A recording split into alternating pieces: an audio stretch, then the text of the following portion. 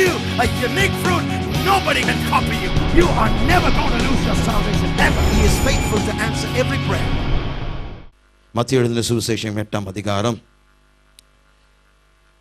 ஒரு விசுவாசியும் இயற்கைக்கு அப்பாற்பட்டதும் என்கின்ற காரியத்தை பேசிக்கொண்டு வருகிறோம். அதில் விசேஷமாய் உங்களுடைய இருதயத்தில் விசுவாசத்தை வளர்த்துக் கொள்ளுங்கள். ஏனென்றால் மனதில் ஏகப்பட்ட தாக்கங்கள் ஏற்படுகிறது. நம்முடைய வாழ்க்கை பிசாசானவன் சோதனையினாலும் பிரச்சனையினாலும் சந்தர்ப்ப சூழ்நிலைகளாலும் தாக்கி கொண்டு நம்முடைய டாக்டர்கள் கொடுக்கிற ரிப்போர்ட், மற்ற வக்கீல்கள் கொடுக்கிற ரிப்போர்ட், மனிதர்கள் கொடுக்கிற ரிப்போர்ட்டை வைத்து கொண்டு அவர்கள் கொடுக்கிற அத்தாட்சிகள், அவர்கள் கொடுக்கிற ஒவ்வொரு காரியத்தினால் நம்மை வாட்டி எடுக்கிறான். ஆனால் கர்த்தருடைய வார்த்தை இன்றைக்கு பார்க்க போகிறோம். அவருடைய வார்த்தையில் அவர் என்ன சொல்லியிருக்கிறார்? எந்த ரிப்போர்ட்டை நம்ம நம்ப போகிறோம்? நிபுணர்கள் சொன்ன ரிப்போர்ட்டா, மெய்யான தெய்வம் சொன்ன ரிப்போர்ட்டா? இன்றைக்கு நாம் தீர்மானம் எடுப்போம். சென்ற வாரத்தில் இரு உடன்படிக்கையின் கீழ் இருக்கிற நீதியை குறித்து நாம் பேச ஆரம்பித்தேன். பழைய ஏற்பாட்டினுடைய நீதி அளவுக்குட்பட்ட நீதி. காரணம், கிரியைகளினால் வந்த நீதி அது. தேவனுடைய கற்பனைகளை கைக்கொள்வதன் மூலமாய் வந்த நீதி அது. வேலைக்காரர்களுடைய நீதியாய் இருந்தபடினால் பழைய ஏற்பாட்டு பரிசுத்தவான்கள், பழைய ஏற்பாட்டு கதாபாத்திரங்கள் யெகோவா தேவனுக்கு வேலைக்காரர்களாக இருந்தார்கள். ஆகவே அவர்களுக்கு அளவுக்குட்பட்ட நீதி இருந்தது.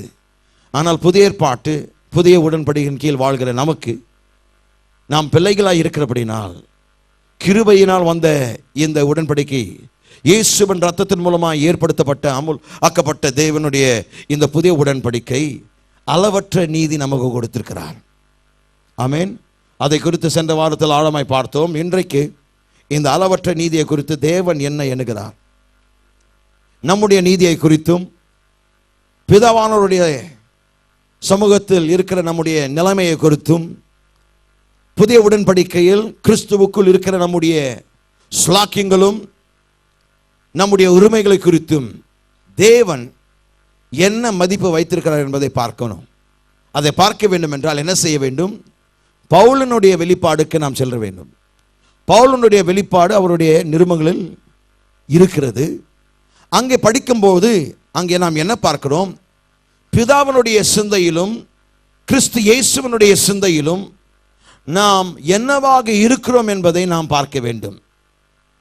ஏனென்றால் பல வேளைகளில் நாம் நம்மை குறித்து பார்க்கிற காரியமும் தேவன் நம்மை குறித்து பார்க்கிற காரியமும் வித்தியாசமாக இருக்கிறது.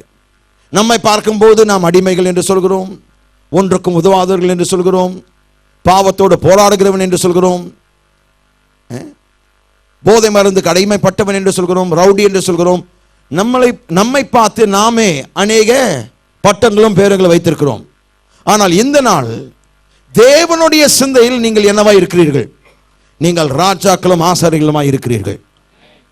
தேவனுடைய சிந்தையில் நீங்கள் எப்படிப்பட்டவர்கள்? நீங்கள் உயர்த்தப்பட்டவர்கள். தேவனுடைய சிந்தை நீங்கள் எப்படிப்பட்டவர்கள்?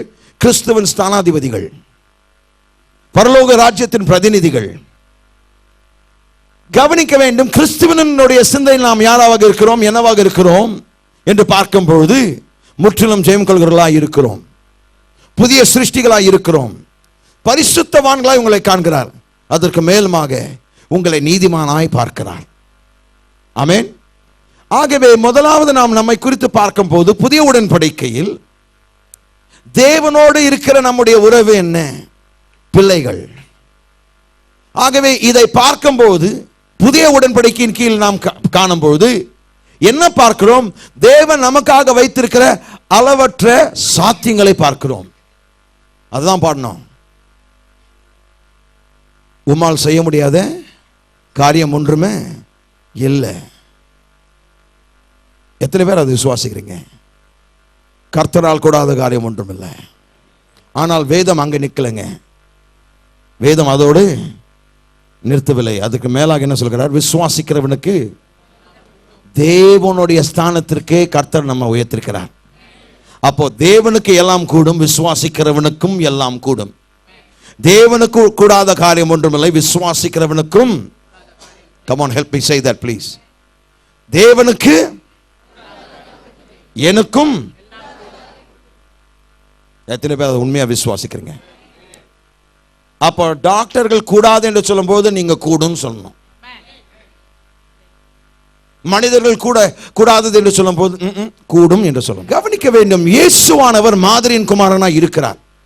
புதிய ஏற்பாட்டு புதிய உடன்படிக்கையின் பிள்ளைகள் எப்படி இருக்க வேண்டும், எப்படி தோற்றம் அளிக்க வேண்டும், எப்படி பேச வேண்டும், எப்படி உடுத்த வேண்டும், எப்படி நடக்க வேண்டும் என்று சிறந்த மாதிரி இயேசு கிறிஸ்து மட்டுமே.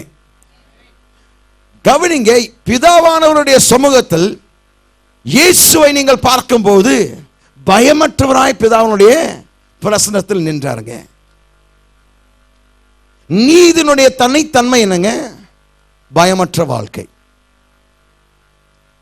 நீதிமான் எதை குறித்து பயப்பட மாட்டான். ஹலோ, துர்ச்செய்தி கேட்டவன் பயப்படான். அதான் வேதம் சொல்கிறது. காரணம், அவனுடைய இருதயம்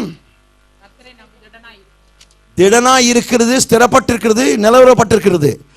எதன் மீது நிலவரப்பட்டிருக்கிறது? தேவனுடைய நீதியின் மீது இருக்கும்போது துர்ச்செய்தியை கேட்டு நீங்க பயப்பட மாட்டீர்கள்.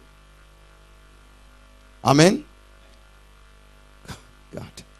இயேசு கிறிஸ்து பிதாவுக்கு முன்பாக பயமற்றவராய் நின்றார். அது மட்டுமல்ல, பிசாசனுடைய சமூகத்திலும் பயமற்றவராய் அவர் நின்றாருங்க. அவர் தான் நமக்கு சிறந்த மாதிரி. ஆகவே என்னை பார்த்து, ஊழியக்காரர்களை பார்த்து, இவர்கள் தான் எங்களுக்கு மாதிரி, நாங்கள் மாதிரிகளாக இருக்க வேண்டும், அது உண்மைதான். ஆனால் ஒருவேளை நாங்கள் சில நேரத்தில் அதை தவறிடும் பொழுது சோர்ந்து போயிட்டு, பாஸ்டரே இந்த மாதிரி பண்ணிட்டாங்க, இந்த ஊழியக்காரர்கள் இப்படி பண்ணிட்டாங்கன்னு பார்க்காதீங்க. நம்முடைய ஸ்டாண்டர்ட் ஊழியக்காரர்கள் அல்ல, கர்த்தர். ஆகவே மனிதர்கள், அவர்களெல்லாம் மனிதர்கள், ஒரு காலகட்டத்தில் அவங்க கூட தவறு செய்யலாம். ஆனால் கர்த்தர் ஒரு காலமும் தவறு செய்தவர் அல்ல. ஆகவே நம்முடைய ஸ்டாண்டர்ட், நம்முடைய தரம், நம்முடைய மாதிரி இயேசு கிறிஸ்து மட்டுமே. ஆமென். இப்பொழுது சில காரியங்களை உங்களோடு போதிக்க விரும்புகிறேன். மத்தேயு சுவிசேஷம் வாசிக்க நேரம் இல்லை, ஆனால் குறித்துக் கொள்ளுங்கள். 1ஆம் வசனம் முதற்கொண்டு 15ஆம் வசனத்தின் வரைக்கும் வாசிக்கும் போது நீதியினுடைய தனித்தன்மை, பயமற்ற வாழ்க்கை என்று சொல்லும்போது இயேசுவானவர் வியாதியின் மத்தியில் பயமில்லாதவராய் இருந்தார். இந்த முதல் 15 வசனங்களை வாசிக்கும் பொழுது இயேசு 3 அற்புதங்களை செய்கிறார். 3 நோயாளிகளை சொஸ்தமாக்குகிறார். முதலாவது ஒரு குஷ்டரோகியை சொஸ்தமாக்குகிறார். அந்த குஷ்டரோகி இயேசுவை பார்த்து கேட்ட கேள்வி என்ன தெரியுங்களா? ஆண்டவரே, உமக்கு சித்தமானால் என்னை சுத்தமாக்குமால் முடியும், ஆகும் என்று சொல்றார். கவனிக்க வேண்டும், பாருங்க, அந்த மனிதனுக்குள், அந்த குஷ்டரோகிக்குள் என்ன வெளிப்பாடு பாருங்க. உம்மால் இது கூடும் என்று எனக்கு தெரியும், ஆனால் இது உன்னுடைய சித்தமா இல்லையா எனக்கு தெரியல. உம்முடைய சித்தத்தை குறித்து எனக்கு தெளிவில்லை, ஆனால் உம்முடைய வல்லமை குறித்து எனக்கு தெளிவாக நான் இருக்கிறேன். உம்மால் செய்ய கூடும், ஆனால் உம்முடைய சித்தமா? இயேசு கிறிஸ்து உடனே அதை கரெக்ட் பண்ணி என்ன சொல்றார்? எனக்கு சித்தம் உண்டு. அப்போ நான் வியாதியஸ்தர்களை பார்த்து இன்றைக்கு காலையில் சொல்கிறேன், கர்த்தருடைய வார்த்தை உங்களுக்கு, எனக்கு சித்தம் உண்டு, நீ சுத்தமாகு. நீ வியாதியில் இருப்பது என்னுடைய சித்தம் அல்ல, அதான் நிரூபிக்கிறாங்க. வியாதியில் இருக்கிறவர்களை பார்த்து சொல்கிறேன், கர்த்தர் தீர்க்க தரிசனமாக எனக்கு சொல்கிறார், எனக்கு சித்தம் உண்டு, நீ ஆயிட்டீங்க. இந்த நிமிஷத்தில் ஆயிட்டீங்க, இந்த நிமிஷத்தில் ஆயிட்டீங்க. ஆமென்.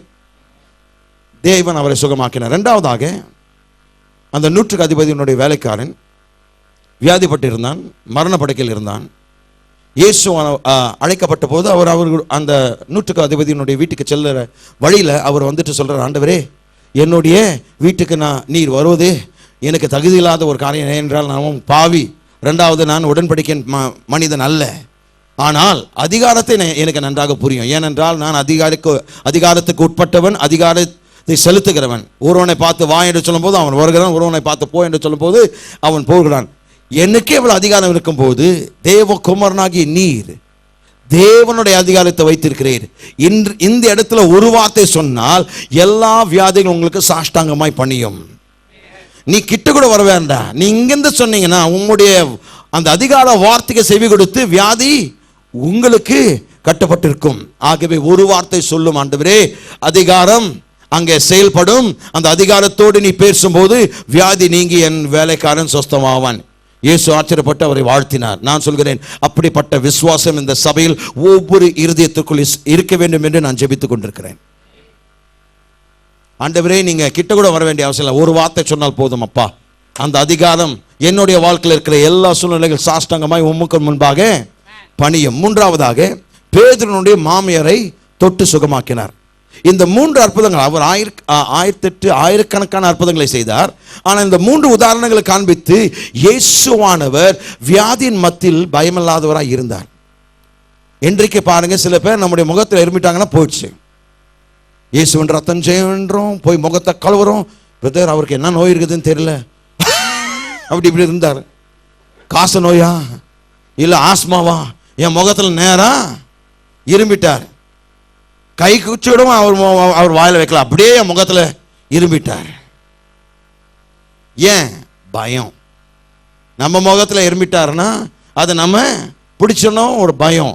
நீதிமானுக்கு அந்த பயம் கிடையாது. வியாதியின் மத்தியில் குஷ்டரோகியை தொட்டு சுகமாக்கக்கூடிய தைரியம் நீதிமானுக்கு மட்டுமே தான் இருக்கிறது. பாருங்க, குஷ்டரோகி அந்த காலத்தில் வந்து அவன் சொல்லணும், அவன் வரும்போது, மக்கள் மத்தியில் வரும்போது, நான் அசுத்தவான், நான் அசுத்தமானவன் என்று அவன் சொல்லிக்கொண்டே வரணும், அறிக்கை செய்யணும். நான் அசுத்தவான் என்று சொல்லும் போது மக்கள் அப்படியே பறந்து ஓடுவாங்க. அது எத்து செய்யணும். ஏன்? அவனுடைய வழிபாதெல்லாம் மாட்டுக்கூடாது. ஏன்னா அந்த கிருமிகள் இவர்களை பிடித்து விடும் என்று பயந்தார்கள். ஆனால் இயேசு உடனே அவரை தொட்டு, எனக்கு சித்தம் உண்டு, நீ சுத்தமாக, அந்த க்ஷணப்பொழுதுல அவர் சுகமானார். பாருங்க, வியாதியின் மத்தியில் பயமில்லாதவராய் இருந்தார். இரண்டாவதாக 8ஆம் அதிகாரம் 23 வசனம் முதற்கொண்டு 27ஆம் வசனம் வரைக்கும் பார்க்கும்போது, இயேசுவானவர் சீடர்களை பார்த்து சொல்கிறார், அக்கறைக்கு போவோம் வாருங்கள் என்று சொல்லி படகில் ஏறி அங்கே தூங்குகிறார்.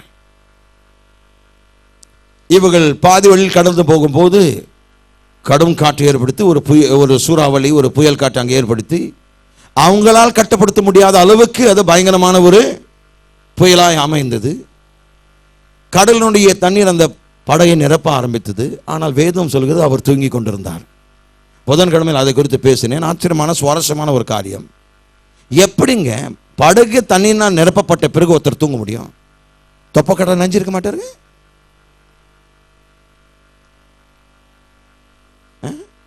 உங்களுடைய குழந்தைங்க நைட்டில், சின்ன குழந்தைங்க உங்கள் பெட்டை கொஞ்சம் வெட் பண்ணிட்டான்னு வச்சிங்களேன், ஓரத்தில், உங்களுடைய வஸ்திர ஓரத்தில் தொட்டால் போதுங்க, உடனே ஏஞ்சி என்ன பண்ணுறீங்க?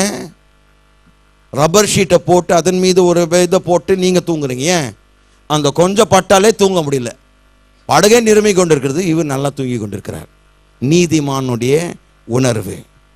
நீதியின் உணர்வு இருக்கும்போது தொப்பக்கட்ட நெஞ்சாலும் அது தெரியாது. ஏன்னா பயம் கிடையாது. ஆனால் இவர்களுடைய வாழ்க்கை பாருங்க, இயேசுவை உலுக்கி எழுப்பி என்ன சொல்கிறார்கள்? ஆண்டவரே, நாங்கள் மடிந்து போவதும் உமக்கு கவலை இல்லையா? உடனே இயேசு என்ன சொல்கிறாரு? முதல் வார்த்தை என்ன சொல்றாரு? அற்ப விசுவாசிகளே, ஏன் பயந்தீர்கள் கேட்கிறார். ஏன் பயப்படுகிறீர்கள்? அதான் கேட்டார். படிச்சு பாருங்க. ஏன் பயப்படுகிறீர்கள்? Why are you so fearful? ஏன் அவ்வளோ பயத்தினால் நிரம்பி இருக்கிறீங்க? நான் செய்ததை நீ செஞ்சிருக்கலாமே, அளவற்ற நீதி உனக்கு நான் கொடுத்திருக்கிறேனே. ஆனால் பாருங்க, அவங்க அவரை எழுப்பி, ஏன் பயம்? பயம் எப்படி வருகிறதுங்க? நான் சொல்கிறேன் எப்படி வருகிறது. பயம் எப்படி வருதுன்னா, பாவ உணர்வு இருக்கும் போது, சின் கான்ஷியஸ்னஸ். பாவ உணர்வு எப்பொழுதுமே பயத்தை கொண்டு வரும். நீதியின் உணர்வு எப்பொழுதுமே தைரியத்தை கொண்டு வரும். என்ன 2 வார்த்தைகள் சொன்னார். இறையாதே, அமைதியாயிரு. ஆமென். இறையாதே, அமைதியாயிரு. எப்பொழுதுமே வேதத்தில் 2 வார்த்தைகள், தமிழில் வந்து ஒரே வார்த்தை, ஆங்கிலத்தில் வந்து ஃபியர் நாட். 2 வார்த்தைகள், ஃபியர் நாட். மீண்டும் மீண்டுமாய் வேதம் முழுக்க fear not, fear not, fear not வரும். உங்களுக்கு முதலாவது இந்த 2 வார்த்தைகள் விசுவாசத்தால் தான் மற்ற 2 வார்த்தைகள் சொல்ல முடியும். இறையாதே, அமைதியாயிரு. இந்த 2 வார்த்தைகள் சொல்ல வேண்டும் என்றால் முதலாவது இந்த 2 வார்த்தைகளை விசுவாசிக்க வேண்டும். என்ன 2 வார்த்தைகள்? நீ பயப்படாதே. பக்கத்தில் பார்த்து சொல்லுங்க, நீங்க பயப்படாதீங்க. நீ பயப்படாதே. பக்கத்தில் பார்த்து சொல்லுங்க, நீ பயப்படாதே. அப்போ நீங்க பயமில்லாமல் இருக்கும்போது நீங்க எழுந்து என்ன சொல்லலாம்? இறையாதே. அதுதான் நீதி. பயப்படாமல் இருப்பதற்கு ஒரே தகுதி என்னங்க? நான் கிறிஸ்துவுக்குள் தேவனுடைய நீதிமான். நான் பாவி அல்ல. நான் பாவ சுவாபம் உள்ள மனுஷன் அல்ல. நான் திவ்ய சுவாபத்தில் பங்கு பெற்றிருக்கிறேன். நான் தேவனுடைய தெய்வீக குணாதிசயத்தில் நான் பங்கு பெற்றிருக்கிறேன். ஆகவே இன்றைக்கு எனக்குள் பாவ உணர்வு கிடையாது, மாறாக நீதியின் உணர்வு இருக்கிறபடினால் நான் எதை குறித்தும் பயப்பட மாட்டேன்.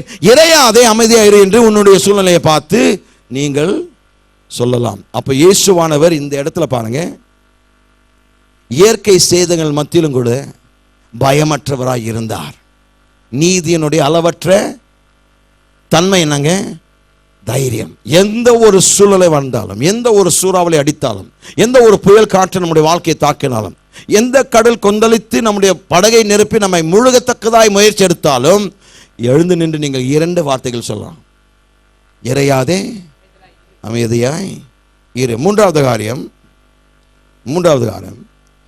மத்தேயு எழுதின சுவிசேஷம் 8ஆம் அதிகாரம் 28ஆம் வசனம் முதற்கொண்டு 34ஆம் வசனத்தை வாசிக்கும் போது, பேய் பிடித்த 2 மனிதர்கள் இயேசுக்கு முன்பாக வருகிறார்கள். வேறு பகுதியில் பார்க்கும்போது ஒரு மனுஷன், அவனுக்குள் ஆயிரக்கணக்கான பிசாசுகள். அந்த பக்கமே யாருமே போக முடியாது. அந்த அளவுக்கு கொடூரமான ஒரு மனுஷனாக இருந்தான். காரணம், அந்த பிசாசனுடைய பிள்ளை இருந்தபடினால் எல்லாவற்றையும் விரட்டி அவர்களை பயமுறுத்தினான். அவங்களை சங்கிலிகளால் கட்டப்பொழுது அவங்க கயிறு மாதிரி, அதாவது இந்த நூலு மாதிரி, அதை அப்படியே துண்டித்து விட்டார். ஏன்? அந்த அளவுக்கு அந்த பிசாசனுடைய வல்லமை. யாருமே அந்த பக்கம் போனதே கிடையாது. ஆனால் இயேசுவானவர் நேராக அந்த கல்லறைக்குள் இருந்த அந்த மனிதனை நோக்கி அங்கே சென்று கொண்ட பொழுது, அந்த மனிதன் ஓடி வந்து இயேசுவுக்கு முன்பாக சாஷ்டாங்கமாய் பணிந்து பிசாசுகள் பேச ஆரம்பித்தன. பயந்து போய் பேச ஆரம்பித்தன, எங்களை என்ன செய்ய போகிறீர்? பிசாசுகளுக்கு முன்பாக பயமற்றவராய் இயேசு நின்றார். நீதியின் உணர்வு பாருங்க, வியாதிக்கு முன்பாக பயமில்லாமல் நிற்க வைக்கும். எதிர்மாறான இயற்கை சேதங்கள் மத்தியில் நம்மை பயமில்லாமல் நிற்க வைக்கும். மூன்றாவதாக, பிசாசுகளுக்கு முன்பாக பயமில்லாமல் தைரியத்தோடு நிற்க வைக்கும். நான்காவது காரியம், மத்தேயு எழுதின சுவிசேஷம் 9ஆம் அதிகாரம் 18லிருந்து 26ஆம் வசனம்.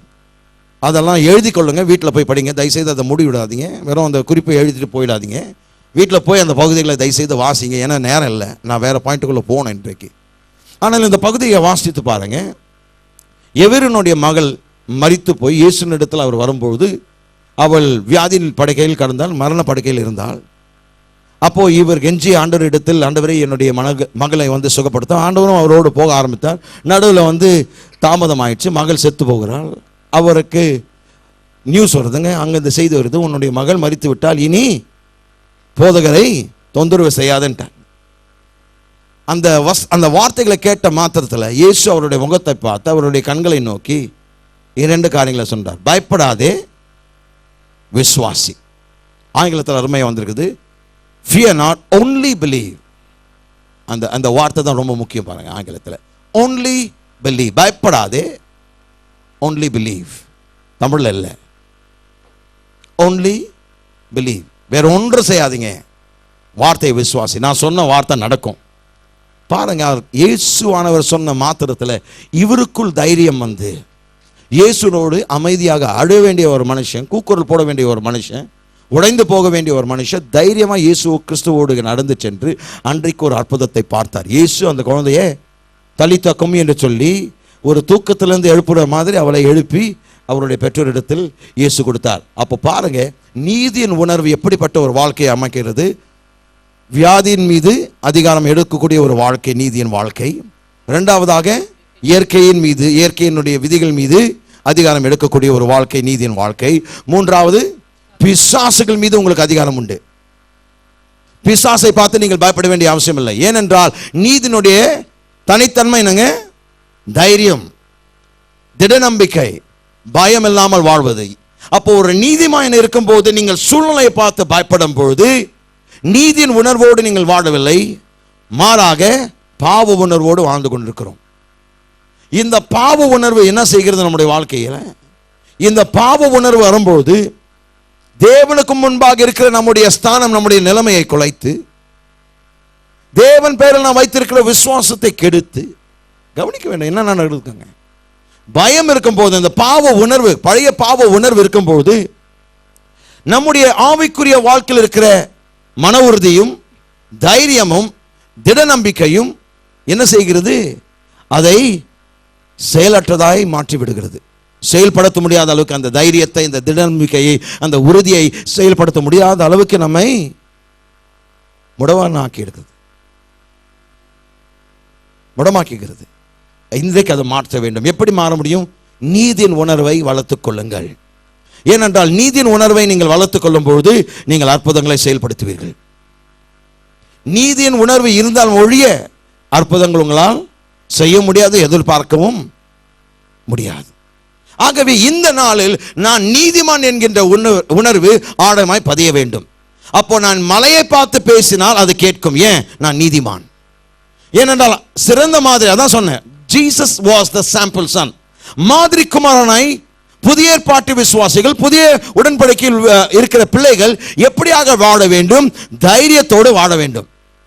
பக்கத்தில் பார்த்து சொல்லுங்க, ஒன்றுக்கும் பயப்படாதீர்கள், கிறிஸ்துவுக்குள் தைரியமாய் இருங்கள்.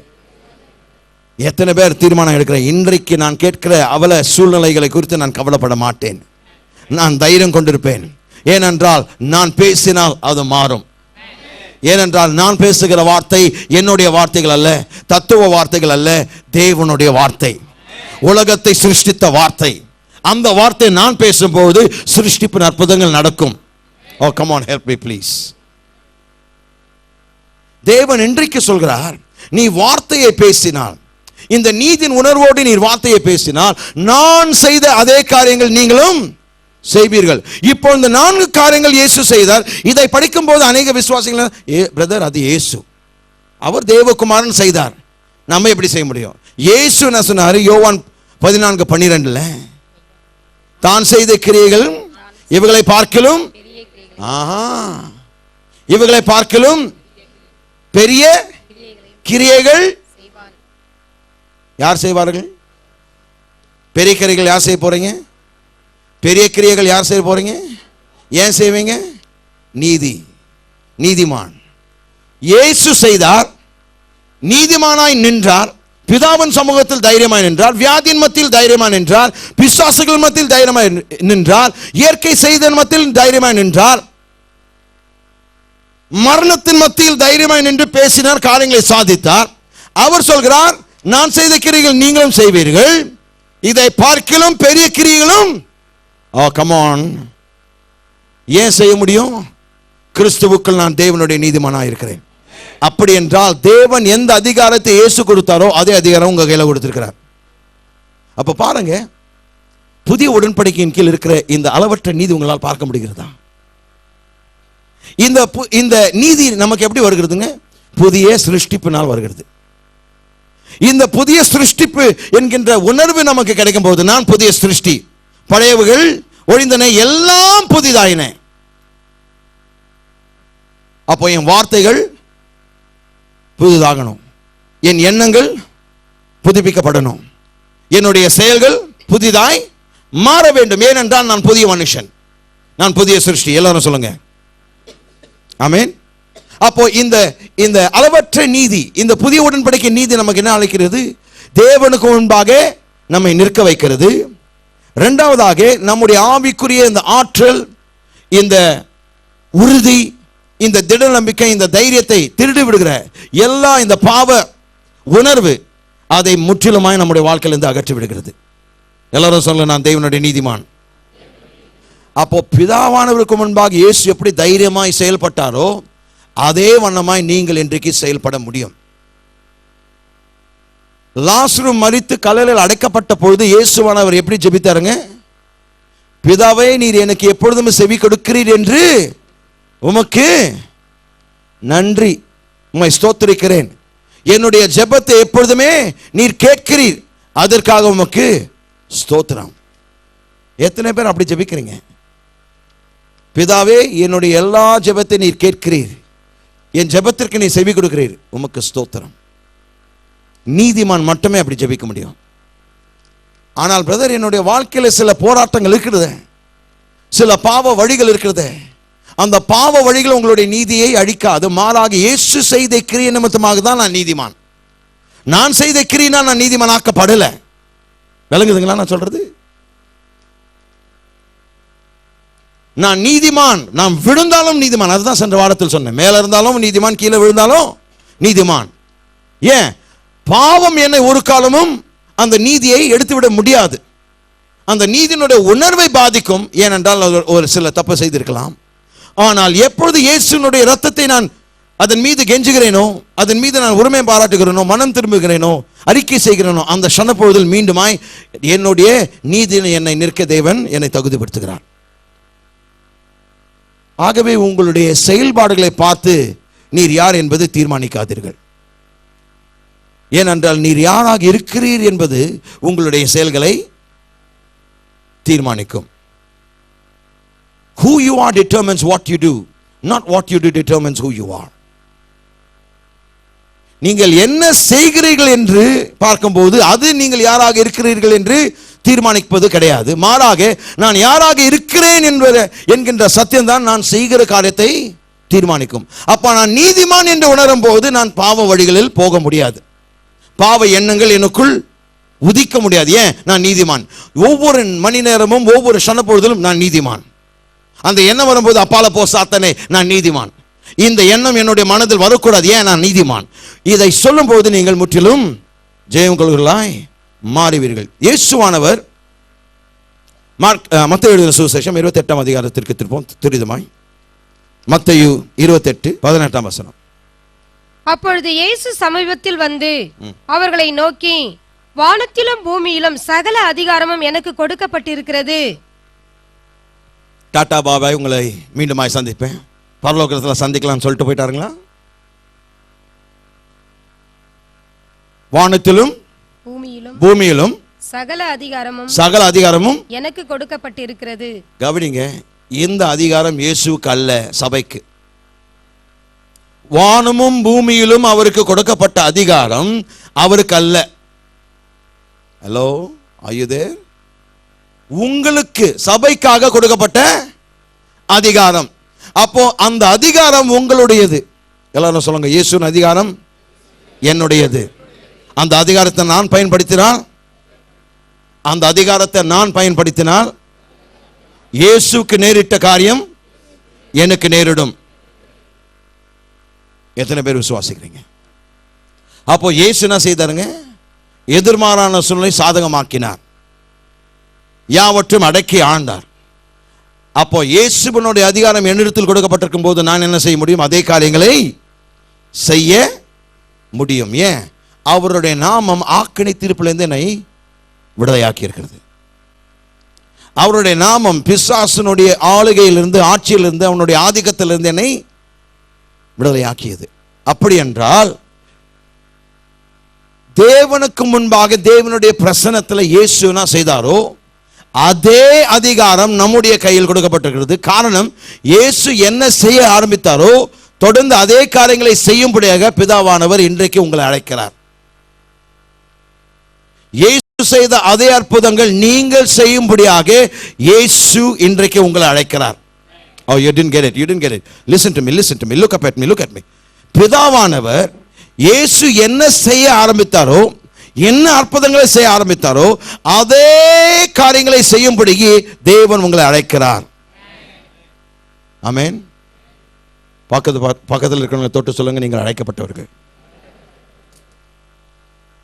நீங்கள் அழைக்கப்பட்டவர்கள். Do you believe that? நீங்கள் அழைக்கப்பட்டவர்கள். எதற்காக அழைக்கப்பட்டிருக்கிறேன்? அற்புதங்களை செய்வதற்கு நான் அழைக்கப்பட்டிருக்கிறேன். அதுதான் இந்த அளவற்ற நீதி. பாருங்க, இந்த அளவற்ற நீதி நாம் புரிந்து கொள்ள வேண்டும். தேவன் ஒரு அளவுக்கு உட்பட்ட நீதி நமக்கு கொடுக்கலங்க. குமாரர்களா இருக்கும்போது, குமாரத்திகளா இருக்கும்போது அளவற்ற நீதி நம்முடையது, எல்லையில்லாத நீதி தேவன் நமக்கு கொடுத்திருக்கிறார். அப்படி என்றால் இயேசு என்னெல்லாம் செய்தாரோ அதே காரியங்கள் நீங்கள் செய்ய முடியும் என்று இயேசுனுடைய வாயால வந்ததுங்க. யோவான் 14:12 நான் சொன்ன வார்த்தைகள் அல்ல, யோவான் எழுதின வார்த்தைகள் அல்ல. ஆங்கிலத்தில் பார்க்கும்போது ரெட் லெட்டர்ஸில் இருக்குது. என்ன ரெட் லெட்டர்ஸ் ஏன் பிரிக்கிறாங்கன்னா, இயேசு பேசின வார்த்தைகள். அப்போ இயேசு போய் சொல்வாருங்களா? நம்முடைய உணர்வுகளை வைத்து அவர் விளையாடுவாரா? நம்மளை உற்சாகப்படுத்துவதாக சொன்னாரா? இல்லை. நீங்கள் அதை செய்யும்படியாக தான் சொல்லியிருக்கிறார். ஆனால் இந்த நீதியின் உணர்வு இல்லாவிட்டால் பயம் இருக்கும் வாழ்க்கையில். வியாதியை பார்த்தா பயம், மக்களை பார்த்தா பயம், இருட்டு பார்த்தா பயம், பிசாசை பார்த்தா பயம், பூசணிக்காய் பார்த்தா பயம், எலுமிச்சை பழம் பார்த்தா பயம், காசு கருப்பாயிடுச்சுன்னா பயம். இங்கே அங்கே வச்சுட்டாங்க பிரதர், இங்கே வச்சுட்டாங்க பிரதர், வீட்டுக்கு அடியில் வச்சுட்டாங்க பிரதர், தொடுபத்துக்கு அடியில் வச்சுட்டாங்க பிரதர், தகடு வச்சிருக்காங்க பிரதர், எது வச்சு என்ன வேணா வச்சுக்கிட்டோமே. நீங்கள் நீதிமான். உன் வீட்டை பக்கத்தில் கூட பிசாசு நடக்க முடியாது. ஹலோ, பொல்லாப்பு உங்களுக்கு ஏன்? நீ நீதிமான். உன் கூடாரத்துக்கு அணுகல, உன் கூடாரத்துக்கு அணுகல, அருகில் சொல்லுங்க சொல்லுங்க. என்ன வராதுங்க? வியாதி வராது. ஏன் வராதுங்க? நீதி வியாதி விட பெருசு. Righteousness is greater than sickness. நீதி பாவத்தை பார்க்கலும் பெரியதுங்க. நீதி வியாதியை பார்க்கலும் பெரியது. என்ன சொல்ல கவனிங்க, நீதி பிசாசை விட பெருசு. Come on now. நீதி மரணத்தை விட பெரியதுங்க. காலத்துக்கு முன்பாக எடுக்க முயற்சிக்கிற வியாதி, மரண வியாதிகள் நீ தடுத்து நிறுத்த நீ உயிரோடு வாழலாம். சாய்ஸ் உங்க கையில். சில வருடங்களுக்கு முன்பாக டிவியில் ஒரு ப்ரோக்ராம் இருந்தது, இது உங்கள் சாய்ஸ். எத்தனை பேர் அது ஞாபகம் இருக்குதுன்னு தெரியல. சில பேர் என்ன பாஸ்டர் பாவியாக பார்க்குறீங்க. அந்த அந்த ப்ரோக்ராம் மட்டும் தெரியும், நான் பார்த்தது கிடையாது. என்ன நடந்துச்சுன்னு தெரியாது, நான் அதை பார்ப்பேன். இது உங்கள் சாய்ஸ். அப்பொழுது நான் விசுவாசிப்பாருங்க, நல்ல விசுவாசம். நான் போதுகிறேன் அந்த காலத்தில். ஏன் விசுவாசிங்க இதை எடுக்க மாட்டேங்கிறேன்னு நான் யோசித்தேன். என்ன நடந்துச்சுன்னு தெரியல, என்ன அது ப்ராப்ளம் என்னன்னு தெரியல, இந்த ப்ரோக்ராமில் என்னென்ன இருக்குதுன்னு தெரியல. ஆனால் இன்றைக்கு எனக்கு தெரியுது ஒரே காரியம், இது உங்கள் சாய்ஸ். உயிரோடு வாழ்வது உங்கள் சாய்ஸ், சுகத்தோடு வாழ்வது உங்கள் சாய்ஸ், வெற்றியோடு வாழ்வது உங்கள் சாய்ஸ். இது உங்கள் பக்கத்தில் பார்த்து சொல்லுங்க, இது உங்கள் சாய்ஸ், இது உங்கள் சாய்ஸ், இது உங்கள் சாய்ஸ், இது உங்கள் சாய்ஸ். செழிப்போடு வாழ்வது உங்கள் சாய்ஸ், சமாதானத்தோடு வாழ்வது உங்களுடைய சாய்ஸ். ஆமென். அற்புதங்களில் வாழ்வது உங்களுடைய சாய்ஸ், முன்னேற்றத்தில் வாழ்வது உங்களுடைய சாய்ஸ். சாய்ஸ் எடுங்க இன்றைக்கு. நான் நீதிமான். ஆமென். அப்போ பாருங்க, நாம் தெளிவாய் பார்க்கக்கூடிய காரியம், இயேசுவானவர் மக்களை விடுதலையாக்கினார். இரண்டாவதாக, மக்கள் மீது இருந்த பிசாசனுடைய அடிமைத்தனங்களை முறித்தார். அதே காரியங்கள் நீங்கள் செய்யணும். நம்மை சுற்றிலும் பிசாசின் தாக்கத்தினால் வாழ்கிற மக்கள் இருக்கிறார்கள். ஆண்களும் ஸ்திரீகளும் ஆயிரக்கணக்கில் நம்மை சுற்றிலும் இருக்கிறார்கள். அவர்களை விடுதலையாக்கக்கூடியது நம்முடைய பொறுப்பு. Come on somebody, talk to me now. Don't lose me now. Don't lose me. Don't lose me. Don't get away from me. God's calling you to heal the sick. வியாதியஸ்தரை குணமாக்க தேவன் உங்களை அழைக்கிறார். மக்கள் கட்டுண்டவர்களை விடுதலையாக்க தேவன் உங்களை அபிஷேகித்திருக்கிறார். ஆவியானவர் உங்கள் மீது இருக்கிறாருங்க. ஆவியானவர் உங்களுக்குள் இருக்கிறார். இயேசு செய்த அதே கிரியைகள் நீங்கள் செய்ய முடியும். மூன்றாவதாக, சமுதாயங்கள் மீதும் தேசங்களின் மீதும் இருக்கிற பிசாசனுடைய ஆதிக்கத்தையும் ஆளுகையும் அவனுடைய ஆட்சியையும் அழிப்பதற்கு தேவன் உங்களை அபிஷேகித்திருக்கிறார்.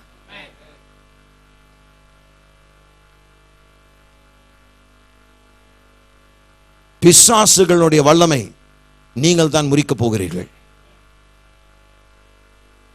வேற யாராலும் அதை செய்ய முடியாதுங்க. இந்த உலகம் மீட்கப்பட வேண்டும் என்றால், பாவிகள் மீட்கப்பட வேண்டும் என்றால், வாலிப உலகம் மீட்கப்பட வேண்டும் என்றால் உங்களுடைய கருத்தில் இருக்குது. அது உங்களுடைய சாய்ஸ். ஆமென்.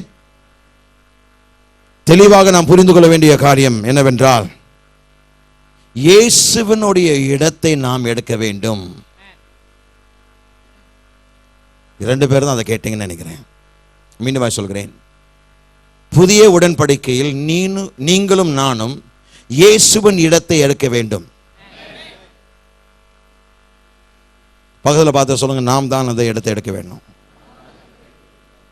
இயேசு, ஒரே ஒரு இயேசு இந்த பூமியில நடமாடின பொழுது ஆயிரக்கணக்கான மக்கள் விடுதலையாக்கப்பட்டார்கள். அவருடைய பிரசன்னத்தினுடைய எல்லைக்குள் வந்தால் அவங்க சுஸ்தம் அடைந்தார்கள். யாரெல்லாம் வியாதியோடு வந்தார்களோ அவர்கள் சுஸ்தமாக்கப்பட்டார்கள், சுகமாக்கப்பட்டார்கள். நீங்கள் இயேசுவின் இடத்தை என்றைக்கு எடுக்க வேண்டும்? இயேசுவினுடைய நாமத்தில் இருக்கிற அந்த அதிகாரத்தினுடைய எல்லைக்குள் நீங்கள் செயல்பட வேண்டும். அப்படி என்றால் இயேசுவனுடைய நாமத்தில் என்ன அதிகாரம் இருக்கிறதோ அந்த சகல அதிகாரத்தை நீங்கள் பயன்படுத்தினால் நீங்கள் விளைவுகள் பார்ப்பீர்கள். கவனிக்கிறீர்களா? அப்போ நீங்கள் வியாதியஸ்தர்களை தொட்டு சுகமாக்க முடியும். ஏன்? இயேசுவின் நாமத்தில் வியாதிகளை அழிக்கக்கூடிய அதிகாரம் இருக்கிறது, பிசாசுகளை துரத்தக்கூடிய அதிகாரம் இருக்கிறது இயேசுவின் நாமத்தில். அதான் சொன்னார், என் நாமத்தில் பிசாசுகளை துரத்துவீர்கள், வியாதியஸ்தர்கள் மீது கைகளை வைப்பார்கள், அப்பொழுது அவர்கள் ஒரு வேளை சொஸ்தமாவார்கள். சொல்லுங்க, பைபிள் எப்படி எழுதியிருக்குங்க? உங்க பைபிள் எப்படி எழுதி? என் பைபிள் அப்படி எழுதியிருக்கா? கைகளை வையுங்கள், அப்பொழுது அவர்கள் ஒரு வேளை சொஸ்தமாவார்கள். நீங்கள் 90 நாள் உபவாசம் பண்ணியிருந்தால் சொஸ்தமாவார்கள். நீங்கள் 20 அதிகாரம் ஒரு நாளுக்கு படித்தால் சொஸ்தமாவார்கள். நீங்கள் பரிசுத்தவான்களாய் நடந்தால், ஒரு பாவம் செய்யாமல் வாழ்ந்தால் சொஸ்தமாவார்கள் என்று சொல்லப்பட்டிருக்கிறதுங்க. வியாதியஸ்தர்கள் மீது நீங்கள் கைகளை வைப்பீர்கள், அப்பொழுது அவர்கள், அங்க சாய்ஸே கிடையாதுங்க. நீங்க சாய்ஸ் பண்ணிட்டு பிறகு அங்க அதுக்கு சாய்ஸ் இல்லை. நம்ம சாய்ஸ் எடுத்தா அதுக்கு சாய்ஸ் இல்லைங்க. நம்ம சாய்ஸ் எடுக்காதனால தான் அது சாய்ஸ் தலைவிர்த்து ஆடுது. நான் போக மாட்டேன், நீ என்னதான் சொன்னா நான் போக மாட்டேன் பிசாசு சொல்றது, நான் இங்கே தான் இருப்பேன். ஏன்னா நம்ம சாய்ஸ் எடுக்கல, அவன் சாய்ஸ் எடுத்துக்கிட்டான். இன்றைக்கு நீங்க சாய்ஸ் எடுக்கணும். நான் விரட்டனா போகணும். ஏனென்றால் இயேசுவினுடைய நாமத்தில் இருக்கிற அந்த அதிகார எல்லைக்குள் நான் செயல்படுகிறேன். I am operating within the parameters of the authority that is in the name of Jesus. அதை மீறி நான் செயல்படல. என்னுடைய சொந்த வல்லமை காட்டுவதற்கு நாங்கள் போய் பண்ணல. கர்த்தர் என்னை ஏவும் பொழுது தான் நான் செய்கிறேன்.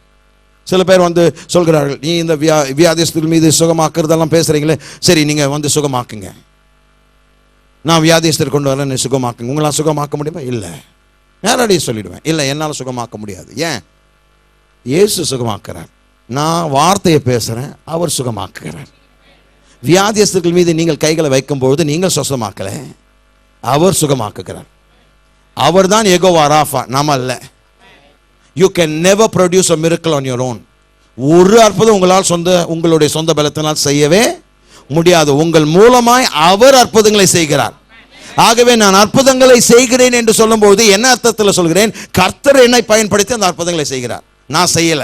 உங்களால் செய்ய முடியாது. ஒரு மனிதனால் எந்த அற்புதமும் செய்ய முடியாது. ஒரு நோயாளியை குணமாக்கவே முடியாது. ஆனால் ஜெபிக்கும் போது அவருடைய வல்லமை என் மூலமாய் பாய்ந்து, என் கைகள் மூலமாய் பாய்ந்து அவர்களை குணமாக்குகிறது. நான் யெகோவா ராஃபா அல்ல. ஆமென். சோ நீதியில் நடக்கும்போது அற்புதங்களை செய்வீர்கள். மூன்றாவது காரியம் இன்றைக்கு பார்க்க போகிறோம். மூன்றாவது காரியம், God desires for us to have no more misplaced faith. God desires for us to have no more misplaced faith.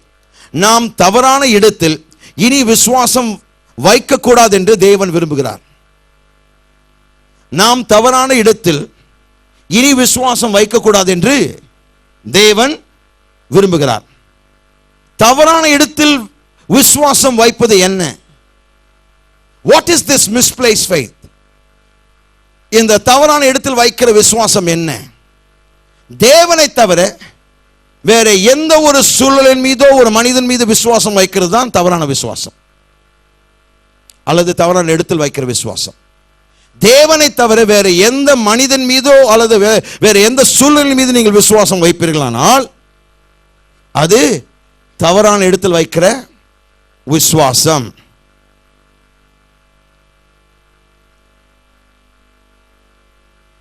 நம்மை சுற்றிலும் டாக்டர்கள் இருக்கிறார்கள், மருத்துவர்கள், வக்கீல்கள் இருக்கிறார்கள், மேதைகள் இருக்கிறார்கள், வல்லுநர்கள் இருக்கிறார்கள், நிபுணர்கள் இருக்கிறார்கள்.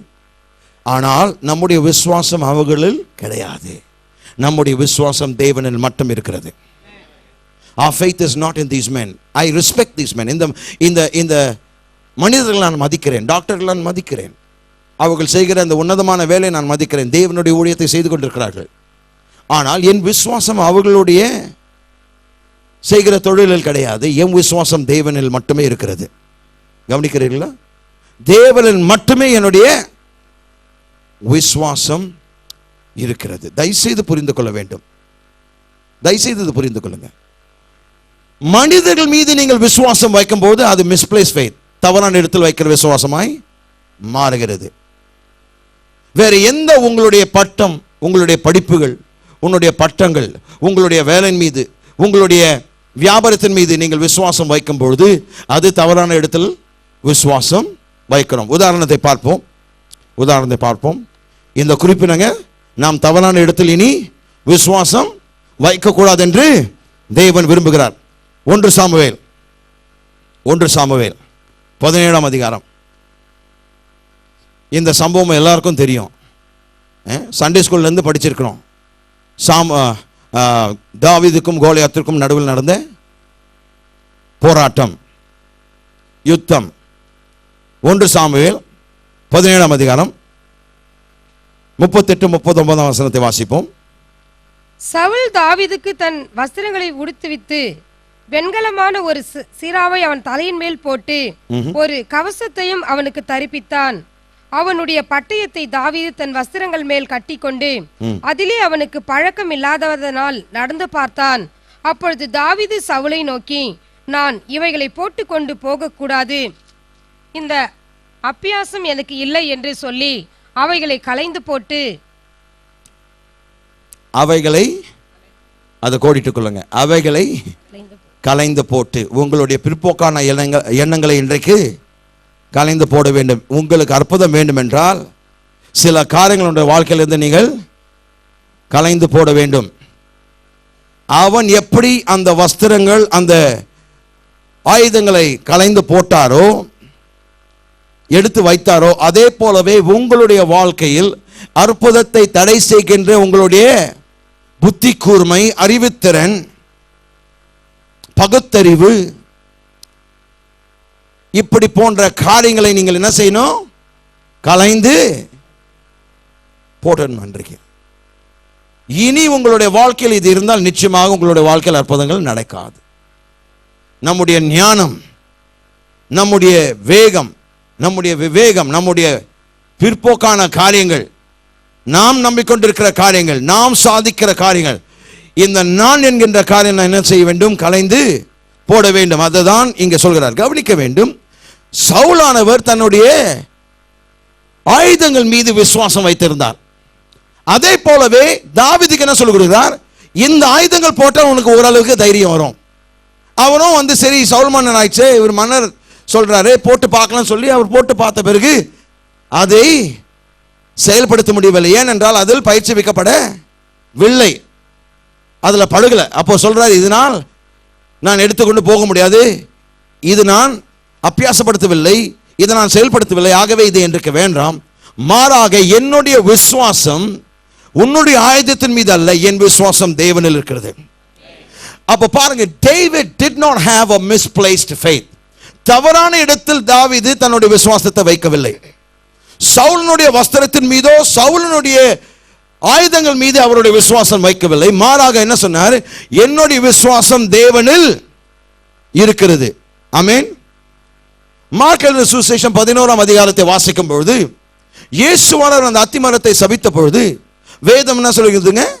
அது பட்டு போனது. பட்டு போன மாத்திரத்தில் மறுநாள் வந்த பொழுது பேதுரு பார்த்து, ஆண்டவரே நீங்கள் சபித்த அந்த மரம் வேரோடு பட்டு போயிடுச்சு என்றார். ஆச்சரியப்படுகிறார். அப்போ இயேசுவானவர், பேதுரு இதான் என் வல்லமப்பா, இப்பயாவது நீ புரிஞ்சுக்கிட்டே, எனக்கு ரொம்ப சந்தோஷம், அப்படியா சொன்னாருங்க? சொல்லுங்க, என்ன சொன்னாருங்க? தேவனிடத்தில் விசுவாசமுள்ளவர்களாய் இருங்கள். Have faith in God. பக்கத்தில் பார்த்து சொல்லுங்க, தேவனில் விசுவாசம் வையுங்கள். ஆமென். உன் சூழ்நிலையின் மீது விசுவாசம் வைக்காதே, தேவனில் விசுவாசம் வைத்தால் நீங்கள் இந்த அற்புதத்தை செய்வீர்கள். அது மட்டுமல்ல, மலையை பார்த்து, நான் அத்திமரத்தை பார்த்து பேசுனதுக்கே உன் வாயை பிளக்கிறையே, நான் இதை சொல்லும் போது உன் வாய் மட்டும் இல்லை, எல்லாமே பிளந்து போயிடும். நீ என்னில் தேவனில் விசுவாசம் வைக்கும் போது இந்த அத்திமரத்துக்கு எப்படி நடந்துச்சோ அதை விட பக்கத்தில் இருந்த ஒரு மிகப்பெரிய மலையை பார்த்து, இந்த மலையை பார்த்து நீ பேசி சமுத்திரத்தில் தள்ளுண்டு போய் நீ சொன்னால் உன் வார்த்தைக்கு அதை கேட்டு செவி கொடுத்து பேர்ந்து போகும். அப்போ என்ன, மலையை பேர்க்கக்கூடிய அதிகாரம் உங்களுடைய வாயில் இருக்கு. ஆமென். மலை பேர்க்கும் விசுவாசம் தேவனில் வைக்கிற விசுவாசம். Have faith in God, not in your husband. Have faith in God, not in your wife. Have faith in God, not in your circumstances. Have faith in God, not in your parents. Have faith in God. எல்லாரும் சொல்லுங்க, have faith in God. தேவனில் எனக்கு விசுவாசம் உண்டு. எத்தனை பேர் விசுவாசிக்கிறீங்க? அப்ப பாருங்க, இந்த misplaced faith எதனால வருது? தேவனை விட்டு மற்ற எந்த ஒரு நபரோ மற்ற எந்த ஒரு காரியத்தின் மீது விசுவாசம் வைக்கும்போது என்னுடைய அற்புதத்தை நான் இழந்து விடுகிறேன், பயம் வருகிறது. ஆகவே நான் மனிதன் மீது ஒரு காலமும் என்னுடைய விசுவாசத்தை வைக்க மாட்டேன். தேவனில் என்னுடைய விசுவாசம் எப்பொழுதுமே இருக்கும். ஆமென். ஆனால் இன்றைக்கு உலகத்தில் பாருங்க, மக்கள் எதில் விசுவாசம் வைத்திருக்கிறார்கள்? அவங்களுடைய பட்டங்களில் வைத்திருக்கிறார்கள், அவங்களுடைய வேலையில் வைத்திருக்கிறார்கள், அவருடைய வியாபாரத்தில் வைத்திருக்கிறார்கள், அவங்களுடைய புத்தி கூர்மையில் வைத்திருக்கிறார்கள்.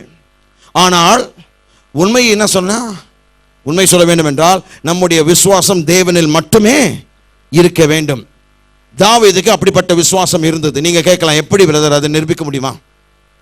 தாவீது தேவன் மீது மட்டுமே விசுவாசம் இருந்தது என்று நீங்க நிரூபிக்க முடியுமா? நிச்சயமா. 37ஆம் வசனத்தை பார்ப்போம்.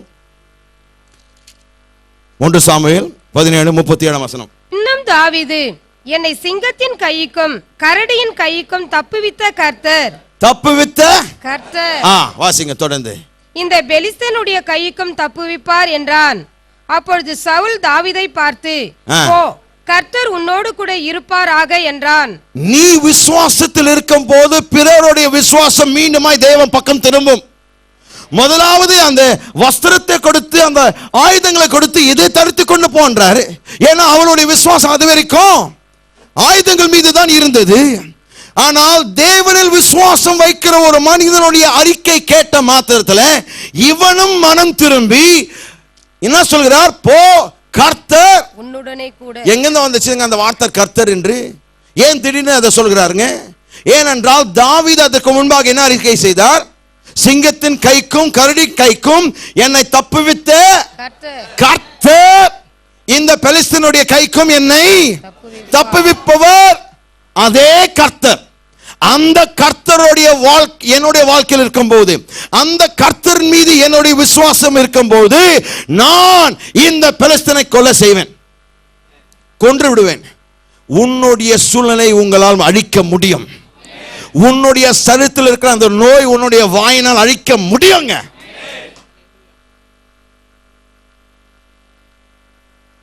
உன் சரீர அவயவங்களுக்கு நீ உயிர் கொடுக்க முடியும். உன் சரீர அவயவங்களுக்கு நீ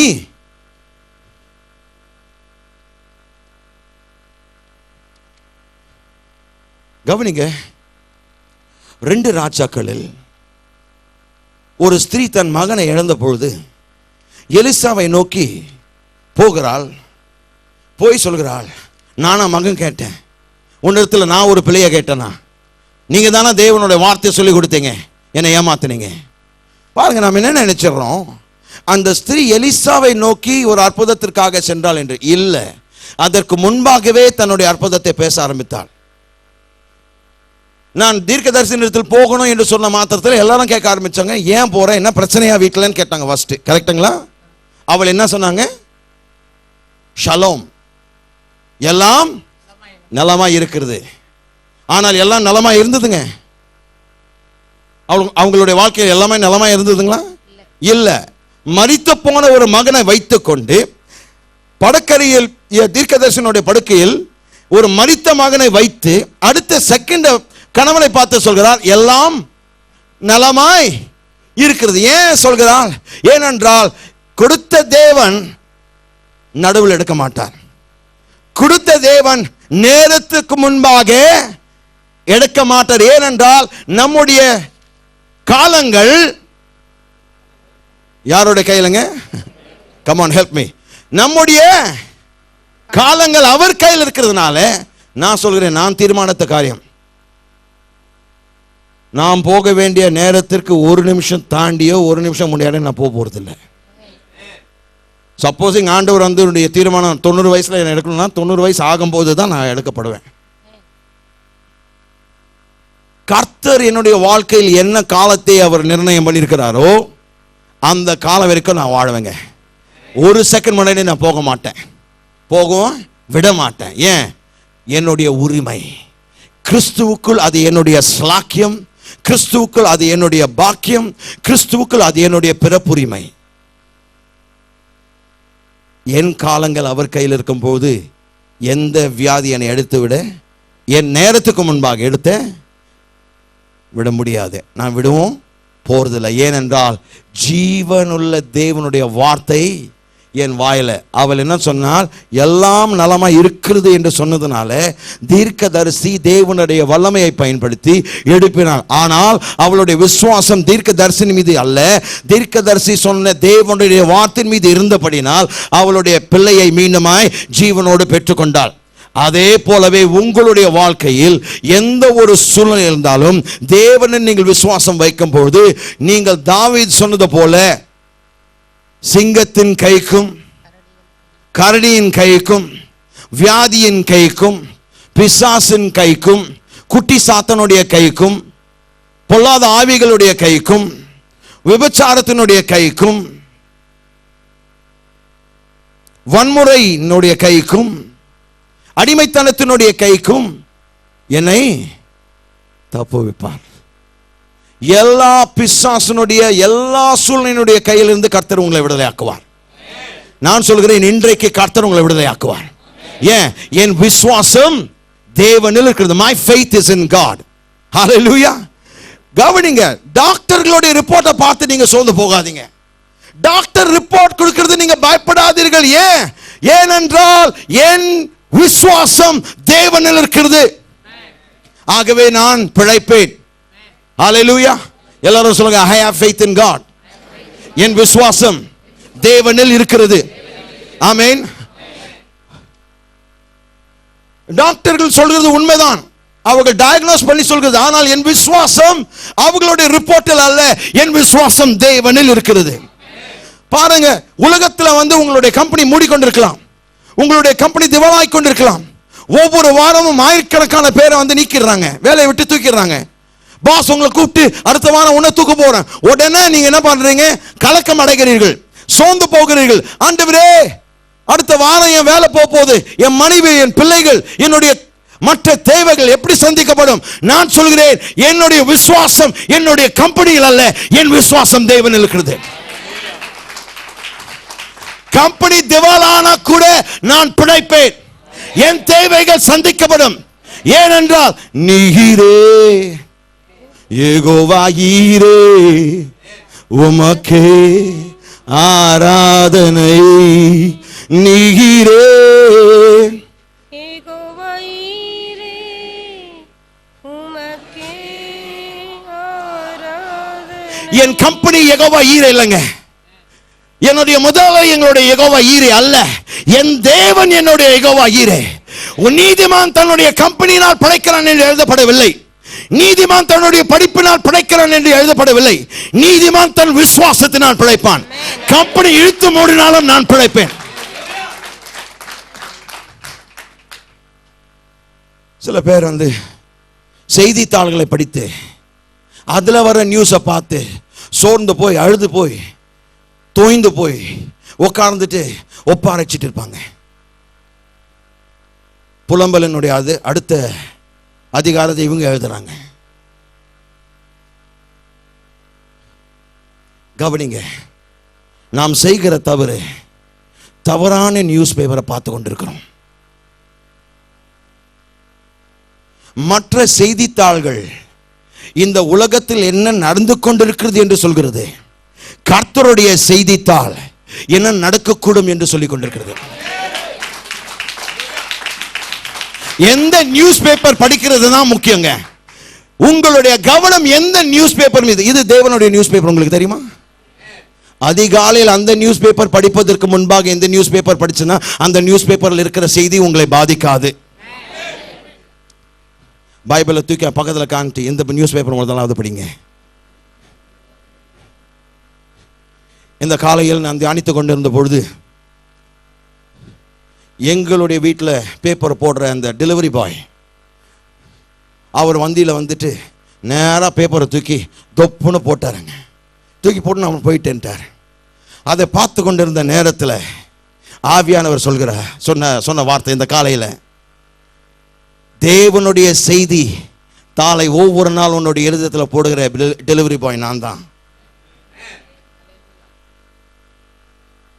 அழ ஆரம்பித்தேன். ஆவியானவரே, ஒவ்வொரு நாள் இது என்னுடைய கையில் கொடுத்துருக்கிறீங்க. ஆனால் எத்தனை நாட்கள் இதை படிக்காமல் மற்ற எல்லா காரியத்தை படித்து சோர்ந்து போய் வேதனையில் வாழ்ந்த நாட்கள் உண்டு. ஆனால் ஒவ்வொரு நாள் பிதாவினுடைய டெலிவரி பாயாக தேவனுடைய செய்தித்தாளை ஒவ்வொரு நாள் நம்முடைய இருதயத்தில் அந்த செய்தித்தாளை கொடுக்க விரும்புகிறாருங்க.